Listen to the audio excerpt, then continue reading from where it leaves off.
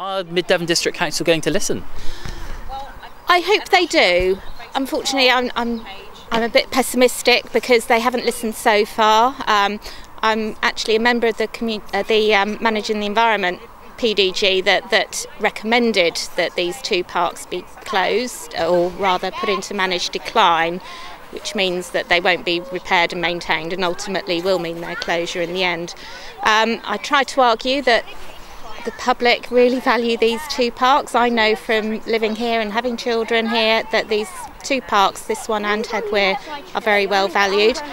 The council did a survey which I'd asked them to, so they could have evidence that people value these parks and any others in the district that were at risk. And Cllr folk came out in force, and you know, council consultations don't often get a lot of responses, and this one did.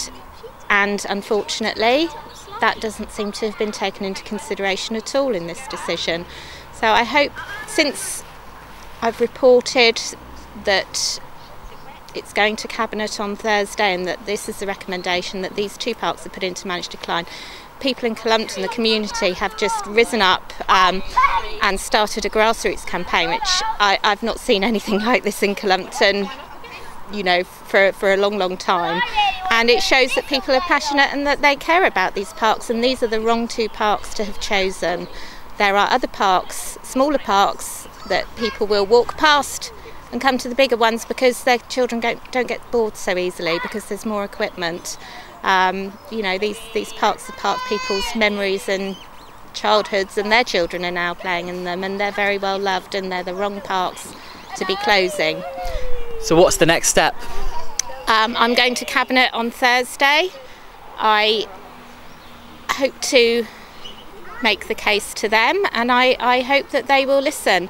I'm going to suggest two things. Either, as I did in the PDG, that they take these two parks off the managed decline list, and the Town Council had been under the impression that the recommendation would go forward that they would be using 106 money to revamp these parks, and with new equipment the maintenance costs will be negligible. So that's one option, and the other option is, if that's not amenable to them, I'm asking that they do the same courtesy that they've offered Woollatt and give authority to the head of housing and the Cabinet member to negotiate with the Town Council for them to take over the lease on these two parks.